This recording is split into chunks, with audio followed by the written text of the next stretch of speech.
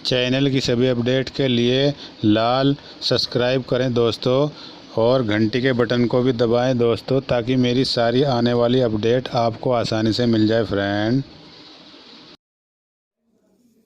Hello everyone, good evening दोस्तों। आज मैं आपको बताऊंगा दोस्तों और मेरी बहनों, जो हमारा पैंट प्लाजो जो होता है, वो जब बनाते हैं अक्सर तो वो साइडों से, अंदर की साइडों से उठता है, खींच मारता है वो।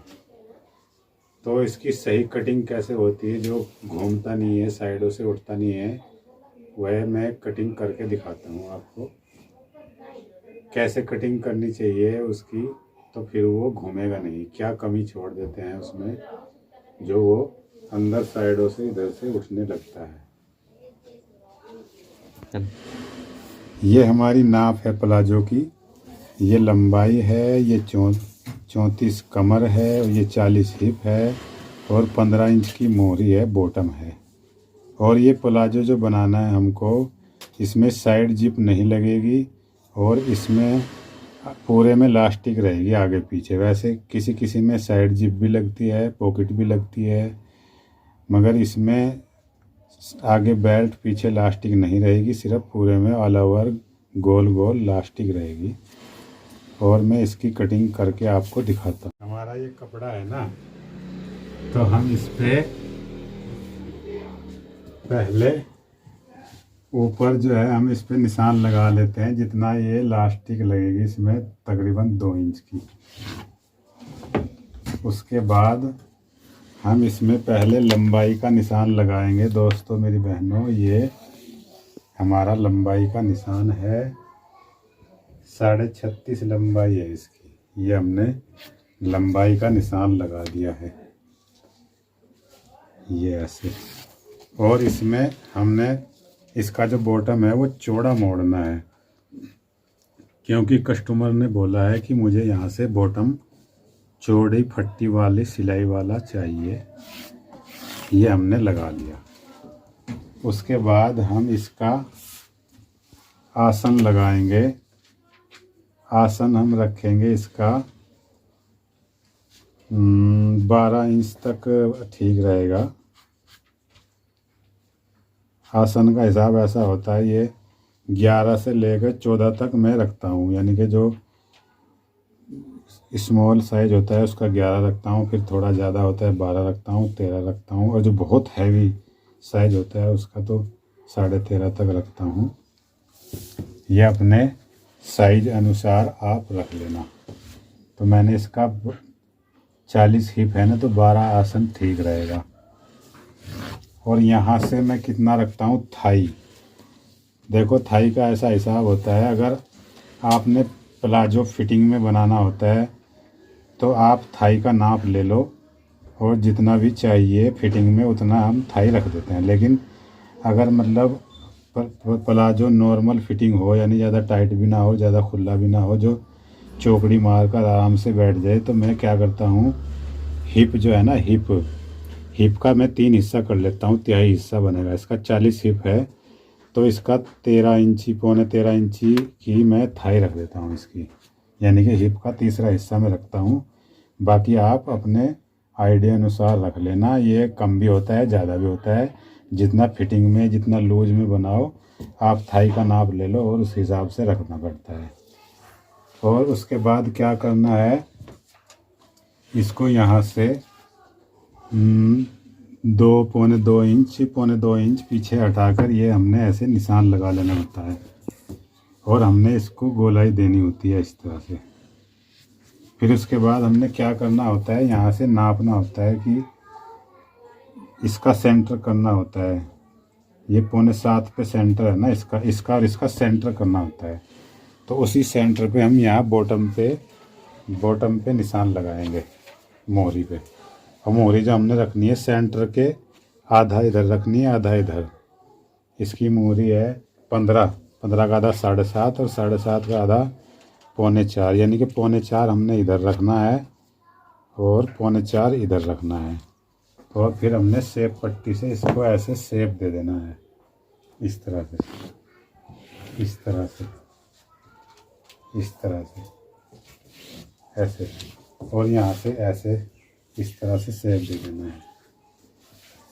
ये हमारा इस तरह से फ्रंट काटना चाहिए, तो हमारा प्लाजो घूमेगा नहीं। वो घूमता क्यों है? क्योंकि मोहरी का निशान कोई यहीं से लगा देता है, यहीं से इतना यहाँ से लगा देता है, यहाँ से ज़रा सा छोड़ता है, कोई बिल्कुल यहाँ छोड़ता ही नहीं है, कोई ऐसे छोड़ता है यहाँ से बहुत ज़्यादा छोड़ देता है और इधर मोहरी इधर पहुँच जाती है।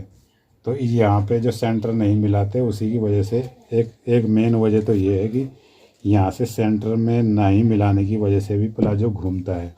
और दूसरी मेन बात यह है कि यहाँ पे गलती करते हैं गोलाई में, और जो बैक काटते हैं वो बैक गलत काटते हैं। बैक में अभी बताऊंगा कैसे काटनी चाहिए। इसकी बैक जो कटेगी, ये मेन चीज़ होती है मोहरी का सेंटर, और बैक जो इसकी कटेगी ना यहाँ से, उसमें ये दो कमी से प्लाजो घूमता है, यहाँ से और यहाँ से।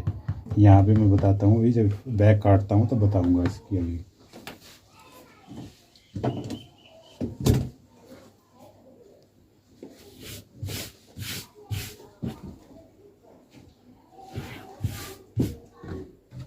अभी मैं इसका फ्रंट काट लेता हूँ ऐसे।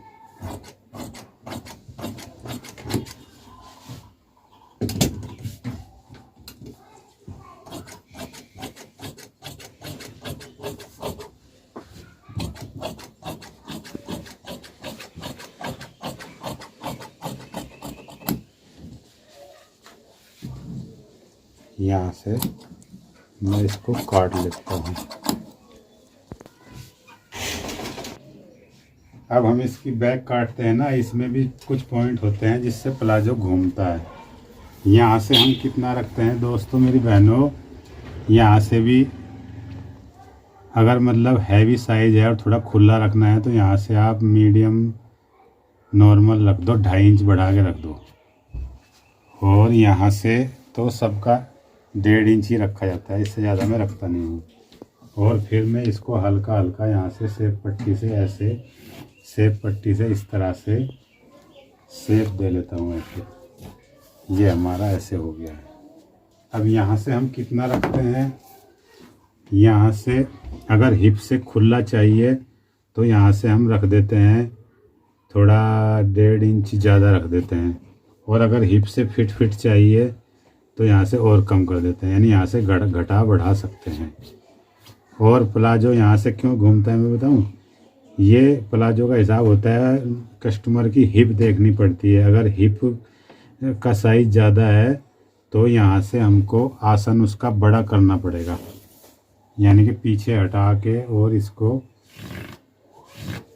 यहाँ से बड़ा करना पड़ेगा। अगर हिप ज़्यादा है ना तो यहाँ से भी आपको ऐसे बढ़ाना पड़ेगा, यानी कि हिप अगर ज़्यादा है यहाँ से बढ़ाना पड़ेगा तो हमारा आसन कुछ बड़ा हो जाएगा। और अगर हिप कम है तो यहाँ से हमें घटाना पड़ेगा, ऐसे घटाना पड़ेगा। तो हिप का साइज़ नहीं देखते हैं ना, इसलिए प्लाजो घूमता है। और एक मेन पॉइंट ये होता है प्लाजो घूमने का, जिसकी हिप थोड़ी ज़्यादा होती है उसको यहाँ से थोड़ा बढ़ा देना चाहिए, यहाँ से ऐसे बढ़ा देना चाहिए।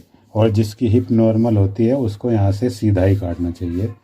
हिप बड़ी है तो यहाँ से बड़ा काटना चाहिए।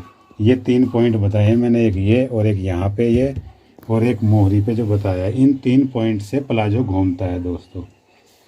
अगर इनका आप ध्यान रखेंगे तो आपका बनाया हुआ कटिंग किया हुआ प्लाजो कभी घूमेगा नहीं।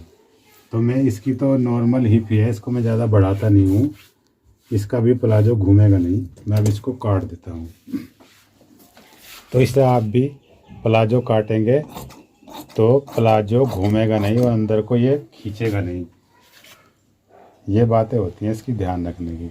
आप हमारे चैनल को लाइक करो, सब्सक्राइब करो और शेयर करो, जिससे कि हमारी आने वाली वीडियो की अपडेट आपको टाइम पर मिलती रहे। ऐसे ही टेलरिंग का पूरा कोर्स इस चैनल पर आता रहेगा दोस्तों।